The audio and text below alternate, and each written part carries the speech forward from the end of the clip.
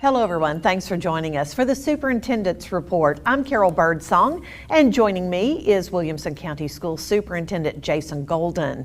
We are going to touch on action by the Williamson County School Board and cover various other topics. And unfortunately, Superintendent Golden, we are going to start with COVID. I had hoped that at this point for the school year that we wouldn't have to talk about COVID anymore, but we do. And it is still obviously very prevalent in our community and in our school district. So I would like to start with bringing our families and our viewers up to date on kind of where we are, maybe a timeline over the past week, if you would. Wow. So a timeline over the past week. If you don't start with the special called school board meeting, I guess, if you would. So last Tuesday, we're sitting here on Tuesday, the day after our regular August board meeting. Last Tuesday, our board had a special called meeting and voted to require masks at the elementary level for all students, teachers, staff, and visitors. Yesterday, the governor actually issued an order that any requirement statewide must include an opt-out without reason, just a simple, pure opt-out if a school board required masks. So as we sit here today, our school board is requiring masks at the elementary schools up until September 21st for all, but students do have that power to opt out through their parents. Okay. That's the rule on masks. So we've met all morning on communicating this information and on mitigation strategies. We are concerned in our district. Masks were just another mitigation strategy that we used. What do you want our parents to know? What are the things that we can do regarding mitigation strategies that we're going to try to do in the school buildings? But then again, what is your plea to our families? Well, I'll tell you, number one, we are very concerned about the COVID numbers in our building. And we reflect the community. Back in June during summer school, it was almost non-existent, but it has spiked again. And it is a reality and it is affecting us. We need and we must keep students and staff and faculty on campus. We can't go through school this year with remote education. And when I say we can't, what I mean is the state is not allowing it. We can't do remote school this year. And so because of that, it becomes even more important that we do what we can to mitigate the impact of COVID in our schools. And the truth is, there are large elements of this that we can't control. Right. This is a pandemic. I mentioned to the board last Tuesday that we can't solve, schools cannot solve this pandemic. Schools cannot solve COVID. But at the time, I talked about what we can do is mitigate. What we've seen in the 8 days that we've been in school, today is our 8th day of 180 days in school, what we have seen is that our numbers of reported cases from students and faculty and staff are just at the same level as the highest point we were dealing with last year. And we have fewer tools in our toolbox because the State Department of Education has said you can't shift to remote. Those of our families who experienced last year know that we did, well, I'm just going to tell you, we did what we could to stay on campus. And if it reached a point where we couldn't staff or where the numbers got so high that we couldn't have our students on campus, we switched to remote. And honestly, that probably helped us stay on campus. It was a factor, or one of the factors. It helped us give good instruction, yes, the best instruction we could. It helped us stay on campus because we were able to separate during those windows of time. Where we are now on the 8th day, we already have a school, one of our schools, that if we had that tool in our toolbox, we would shift to remote already because we have about 28% of our students out at a school and about 25% of our faculty and staff out at one school. And that continues to grow. That's right. We have another school that's headed that way. Last year, we were able to address this on a school-by-school basis. This year, the essence of where we are is if we hit that point where we just simply can't staff and can't take care of the students in our building, the answer we have, the rule we have to live with is that counts as one of our inclement weather days.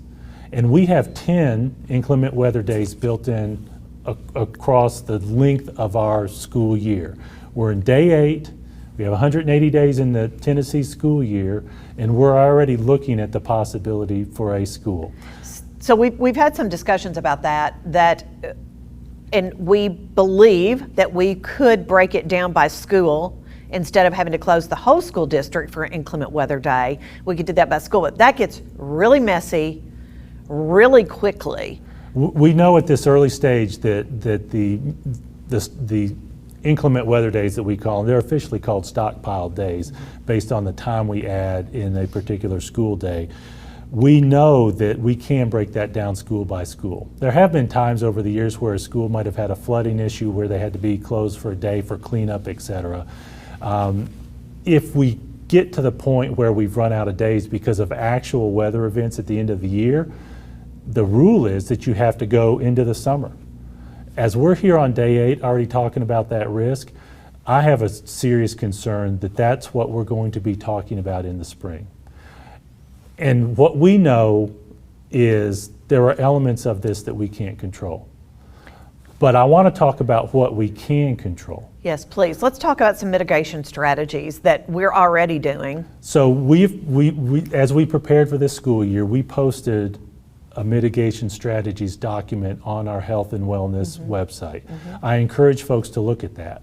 And it included a combination of the CDC recommendations and guidelines, elements that we learned from our experience last year, conversations with local health officials, local healthcare providers.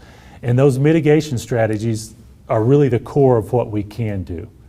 And I'm going to emphasize this and overemphasize it and give you the why. We emphasize, if you're sick, don't come to school. And I'm just going to be blunt. In that school where we're facing this, our nurses are able to trace some of the spread of the virus to students who came to school with symptoms, and it spread to others in the building. Our nurses are clear on that.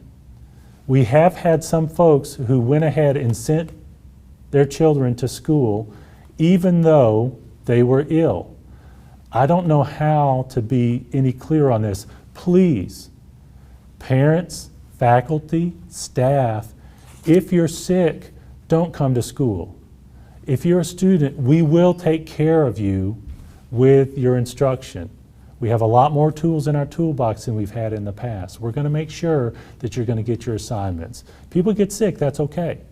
But please don't come to school if you're sick, because what we know from our health authorities locally, we know from our healthcare providers, the variant of the virus is out there and it's spreading. And it's very possible that you might be sick. And the truth is there may be some other illnesses too. It's not good for your child if they come to school sick, and it's not good for our folks. Likewise, I mentioned staff. We don't want our faculty or staff to come. The normal human reaction in years past is, hey, if I'm feeling a little bit ill, I'm going to push through, I'm going to keep on going. I've done it. But the key for us now, a key in our mitigation strategy is, if you're sick, don't come to school. That won't cure it. That won't solve all our issues. But what we do know, even in these first 8 days, is that has had an impact on us. We need to keep our students on campus this year because we don't have any other choice besides an extension of the school year if we end up consuming 10 days. Okay. So stay home if you're sick. Let's talk about some of the simple, really simple other things like hand washing. Well, you're right. So hand washing is one. Of course, masks are another that the CDC recommends. They talk about social distancing. Those are some of those key elements that are part of our mitigation plan. There are other elements that we are revisiting. That includes visitors on campus. We're going back based on what we've experienced these first few days.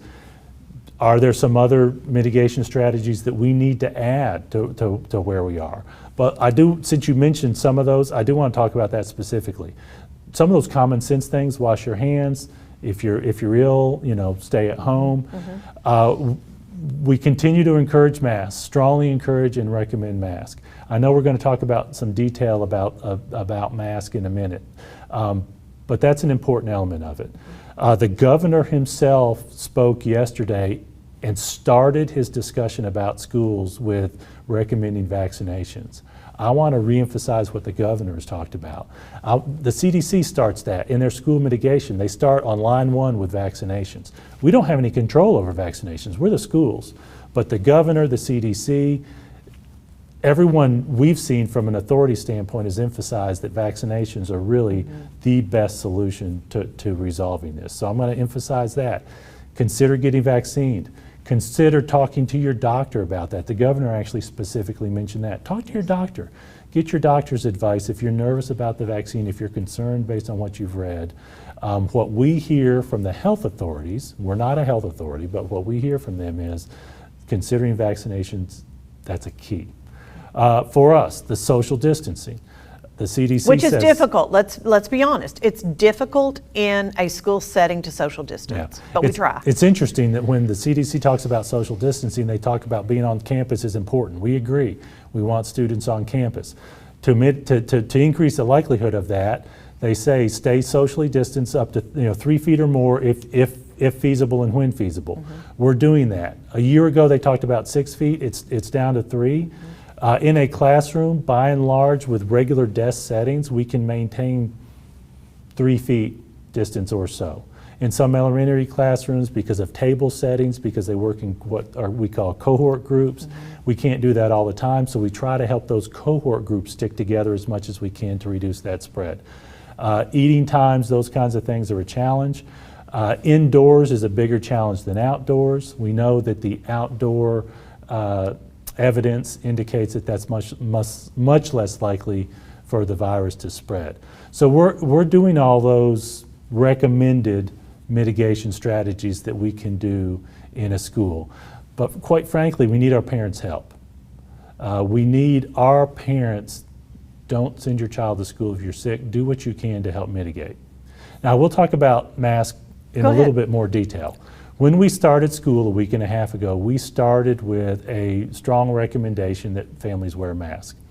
And we tracked some numbers. We know, especially at the elementary level, 27% or so of our students voluntarily wore a mask. Our board met the next week, and based on recommendations from our WCS health professionals, voted to require masks at the elementary grade level and continue that strong recommendation at the secondary schools, at the middle and high school level. When the governor announced in an executive order yesterday that any requirements included that opt-out, we're going to honor that. And we know that some families will opt out. I want to encourage you as families, know that the governor gave that option, and we respect that, but we continue to encourage everyone to wear a mask at all grade levels because it promotes the likelihood that you're going to be able to stay on campus. Guys, again, I want to emphasize that.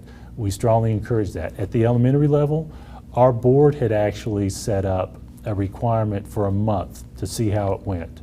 And that requirement is set to expire on September 21st. Yes. So at the elementary level, masks remain required, but families can opt out. We did have about 20% or so of our families opt out already up to this date. Using the medical or the religious exemption. Early on, we did allow exemptions, and of course, for medical reasons, there's some who just can't tolerate that. We have seen significant growth from last year in those who are claiming a religious exemption. With the governor's order, the reasons don't matter anymore. You can opt out. But again, I want to strongly encourage folks to do that. It's a mitigation strategy. There is not one end-all, be-all that is going to solve our problem. we're talking about mitigation. And go ahead, If keep I on. may, I just want to mention the CDC talks about a Swiss cheese approach where you've theoretically got slices of cheese with holes in it, that if you have a number of those, the theory is that you're able to reduce the likelihood of the virus spread because the holes kind of overlap each other.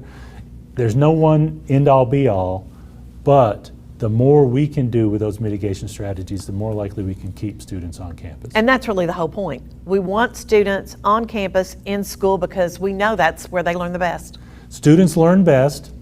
We knew that last year. We emphasized that last year. We were fairly successful with keeping students on campus last year.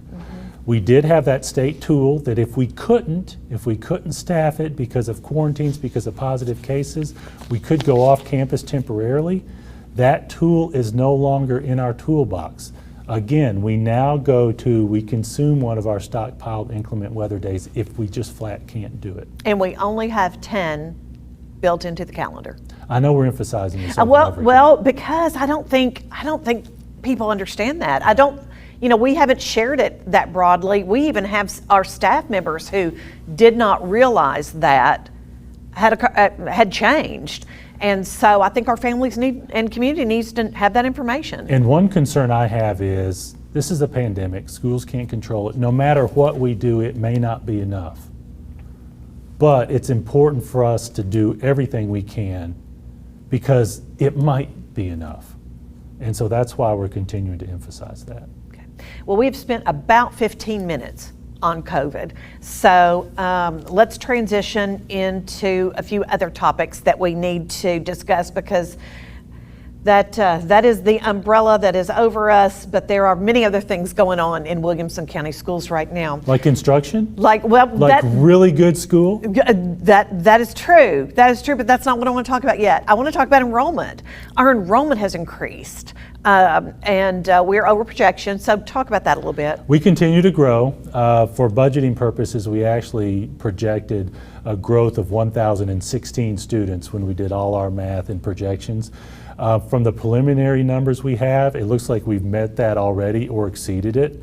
We base our budgeting number on the end of the fourth month, basically Labor Day. That's in part because other parts of the country start school right after Labor Day. And we are a growing community, and Williamson County attracts folks from all over the country and internationally, yes, actually. And so the impact of some of those other school districts' calendars it's felt here. That's right. And so we're growing. We're excited about that. We love having new students come in, and we know that WCS is one of the reasons folks are moving to this area, and we're proud of that, and we want to make sure we do right by our families by giving them the best instruction we possibly can. That's right, and because of the growth, we have hired, I guess, around 400 new teachers, but we still have openings, and we are in desperate need of some good employees. Would you like to do a small commercial to recruit? We haven't grown by 400 teachers, but with retirements, with moves. That's true. Clarify that. We end up hiring about 400 teachers a year, and it continues to grow. There's a shortage of teachers in Tennessee. Tennessee is growing faster than the number of students coming out of college education programs. So we're short. We recruit outside of Tennessee. We recruit interstate. I will tell you that Ohio, Pennsylvania, Alabama, Georgia, Kentucky, we recruit regionally and even beyond.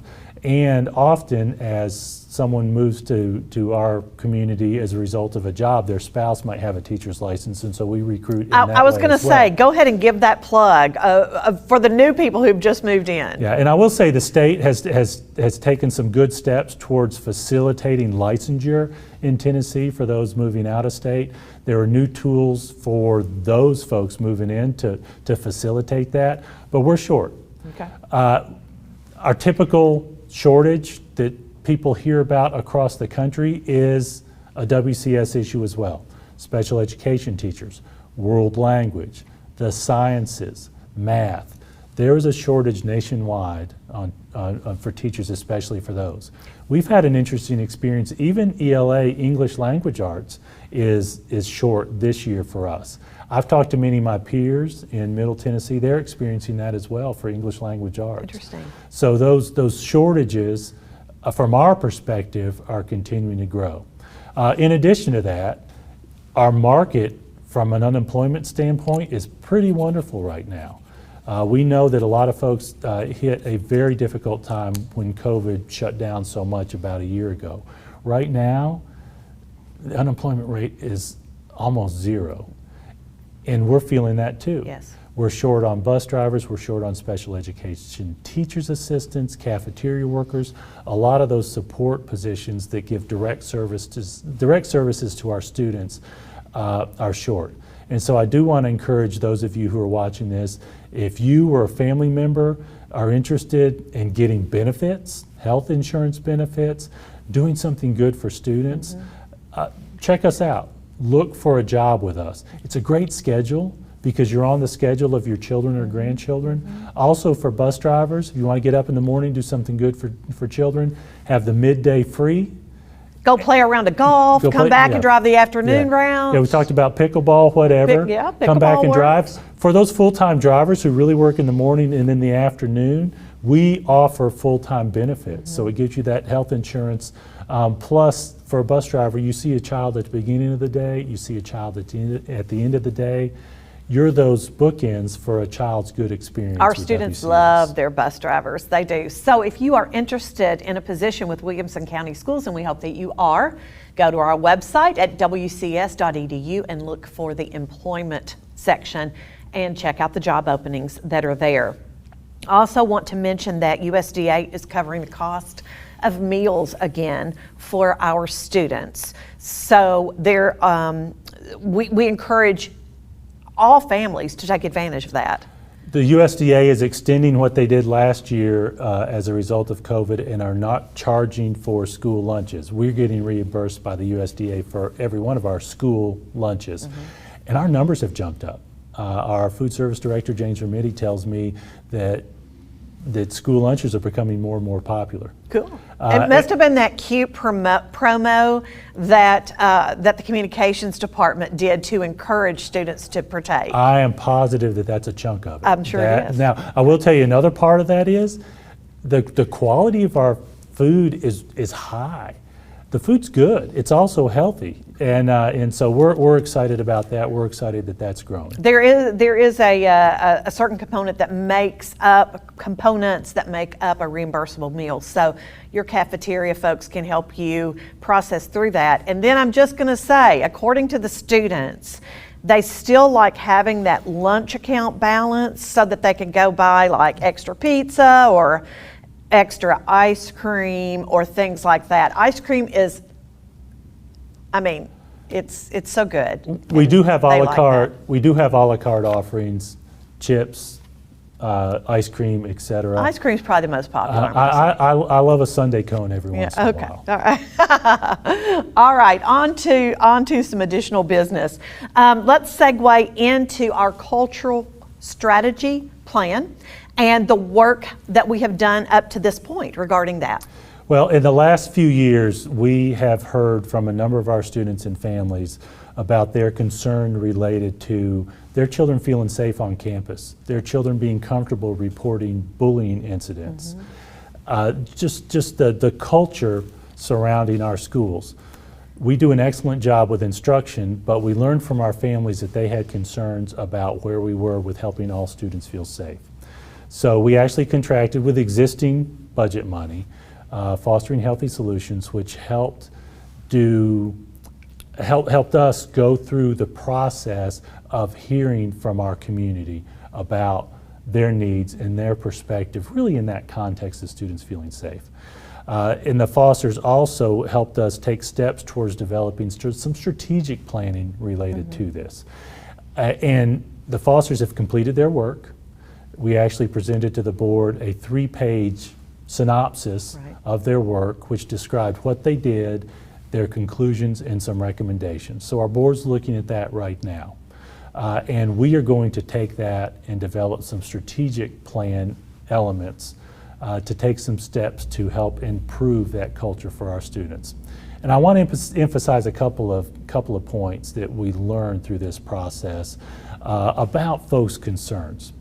So number one, I want everyone to know that whatever we do to help a student feel safer, it is not going to be at the expense of another student. The goal is, and we're capable of this, to help all students feel safer, not help someone else feel safer at the expense of someone else. That's not going to happen. We're going to make sure of that. Second, when the Fosters went through their process, and we heard this too, there's concern over critical race theory. We are not teaching critical race theory to our students. What the Fosters are helping us do is not designed to introduce critical race theory or any thoughts related to that. Our state legislature actually a few months ago passed a law that had a list of items that schools could not teach and elements that they could teach. An example of the could not is schools are not to teach someone that they should feel guilt solely based on their race. That's an example. It's that kind of discussion that our legislature's been through. We're going to make sure that we do right by our students in that. We're not teaching critical race theory. What we are focusing on is trying to find a way and get those specific tools to help all our students feel safer, to make them feel comfortable, to reduce bullying, to make sure that their peers and our teachers are more cognizant and more empathetic to where every one of our students come from so that we can better serve everyone. Okay, very good.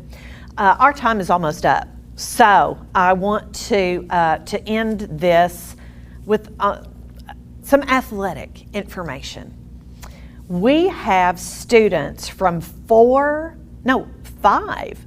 of our middle schools who are getting ready to compete in the Little League World Series. And that is pretty exciting. There are 9 students on the Nolensville team, and you can read a little bit more about them in Focus today. That comes out, Focus comes out on Tuesdays. If you haven't signed up, please do so. You can do that right off of the front page of our website. But we're excited for those students. They are representing Mill Creek, Legacy, Brentwood, Sunset, and Grassland.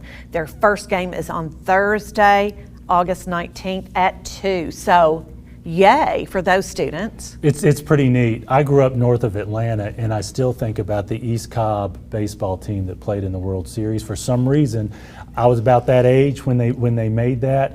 I was living, maybe 20 miles from them, and I knew some of those guys.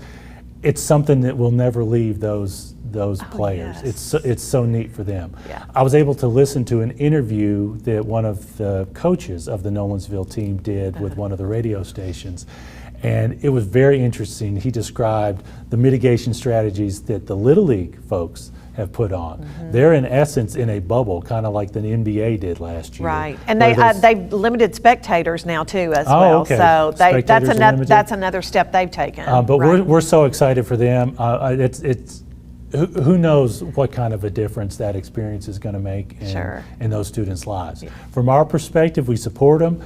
We know they're not at school, but they're getting excused absences for sure. We'll take care of them too, right? Yeah, and I will also tell you that they have more tools. So because of what we dealt with COVID last year, depending on their schedule, they may be able to Zoom in a class here and there with their peers so that we can continue to take care of them on the instructional side while they're getting this once-in-a-lifetime experience. We're so proud of them and their parents. Congratulations to their parents. That's fun. It's very neat, very neat. And our final topic is Friday night football. That has returned. Middle school athletics they've been very active already as well. But this Friday night, beginning at 7, we have 5 home football games.